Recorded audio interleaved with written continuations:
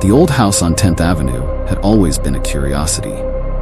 Tucked behind an overgrown garden and a rusted iron gate, it sat like a relic from another time, a place lost in the past. The locals called it the House of the Bomb, though no one could quite agree on where the name had come from. Some said it was because of the shape of its roof, a sharp, conical design that seemed to reach upward like the nose of a missile.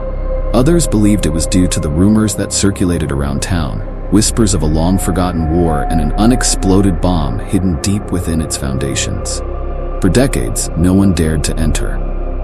The windows, boarded up with thick planks of wood, seemed to glare out at the world, daring anyone to approach. The paint, once white, had faded to a sickly gray, peeling away in long strips, revealing the weather-beaten boards beneath. Ivy climbed up the sides, its tendrils twisting around the eaves like skeletal fingers. And yet, despite its derelict state, there was something strangely magnetic about the house. A pull, a lure, a silent invitation. One evening, just as the sun dipped below the horizon and cast the sky in a deep shade of purple, the McAllister family arrived. New to the town, they hadn't heard the stories, hadn't known the history. The house was cheap, far cheaper than any other property they had seen, and for a young family with little money and a need for a fresh start, it seemed like a godsend. Matthew McAllister, the father, was practical, optimistic. His wife, Jane, a teacher, believed they could make it a home. Their daughter, Lily, a quiet child of 8, felt a chill run down her spine the moment she stepped out of the car, her eyes fixed on the dark, empty windows of the house. The first few days were a flurry of activity. Movers came and went, boxes were unpacked, and the house slowly filled with the signs of life. Jane set to work on the kitchen, humming to herself as she cleaned the ancient tiles and polished the faded countertops. Matthew busied himself in the backyard, tearing away the overgrown weeds and ivy, revealing long-forgotten paths that wound through the garden.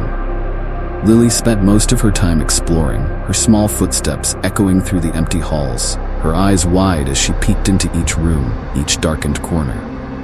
It wasn't until the 5th night that things began to change.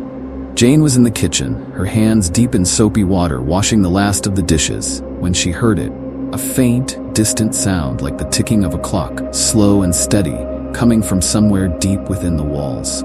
She paused, listening, her heart beginning to beat a little faster. The sound was rhythmic, methodical, like the slow winding of gears, or the countdown of an old bomb timer.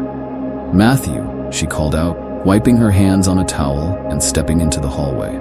Her voice echoed through the empty spaces, bouncing off the walls. "Did you hear that?" Matthew, upstairs in the attic, didn't reply. Jane frowned, her skin prickling with a strange, uneasy feeling. She moved through the house, following the sound, her footsteps soft on the creaking wooden floors. The ticking grew louder, more insistent, coming from beneath her feet, from the cellar below. Jane stopped at the door to the basement, her hand hovering over the old brass handle. The door was cold, colder than it should have been, and the wood seemed to pulse beneath her palm, as if it were alive. She swallowed hard, feeling her throat tighten, and turned the handle slowly, the door creaking open on rusty hinges. The cellar was dark, the air thick and heavy, the smell of damp earth and mold filling her nostrils. She descended the stairs slowly, the wood groaning under her weight, the light from her phone casting long, flickering shadows on the walls.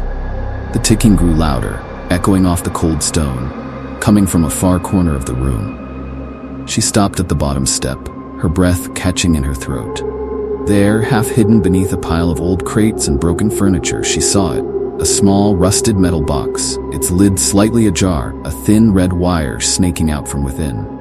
The ticking was coming from the box, growing faster, more urgent. Jane's heart pounded in her chest. She knew she should turn back, go upstairs, find Matthew. But something compelled her forward, an invisible force drawing her to the box. She reached out, her fingers trembling, and touched the lid.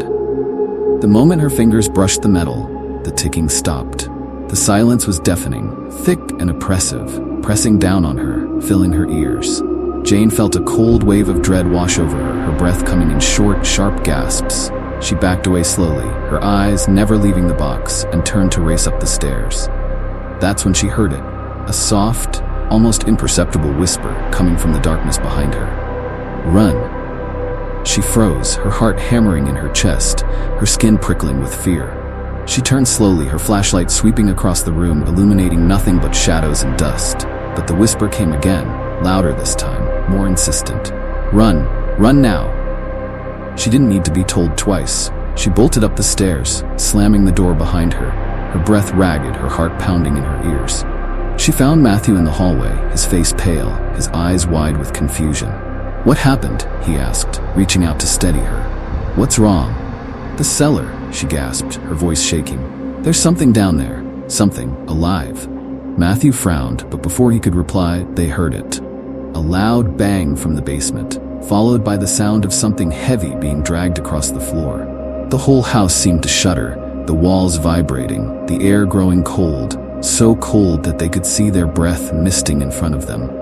Lily appeared at the top of the stairs, clutching her stuffed bear, her face pale, her eyes wide with fear. "Mommy?" she whispered, her voice trembling. "There's a man in my room." Jane's blood ran cold. "What?" she breathed, her heart racing. "What do you mean, sweetheart?" Lily pointed upstairs, her hand shaking. "He was standing by the window," she whispered.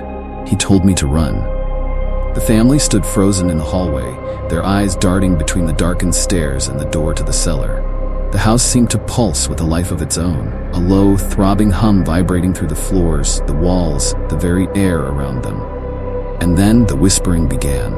Soft at first, like the rustle of leaves in a distant wind, growing louder, closer, filling the rooms, the halls, the very bones of the house.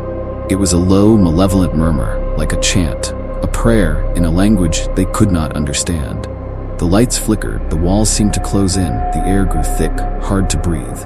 Jane grabbed Lily, holding her close, her eyes wide with terror. "We need to leave," she whispered, her voice barely audible over the rising noise. "We need to get out now." Matthew nodded, his face pale, his hands trembling. "Grab the keys," he said, his voice tight with fear. We're leaving right now." They ran for the door, their footsteps echoing through the empty halls, the whispers growing louder, faster, more frantic. As they reached the front door, they heard it, a deep, resonant boom, like the sound of a distant explosion. The house shook, the floor trembled beneath their feet, and for a moment, they thought the world itself was ending.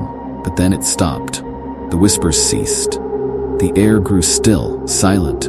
They didn't look back. They didn't hesitate.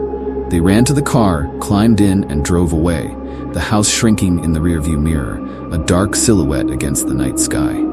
The next morning, the McAllisters were gone. The house on 10th Avenue stood empty once more, silent, waiting. The locals returned to their routines, their lives, their own whispered fears.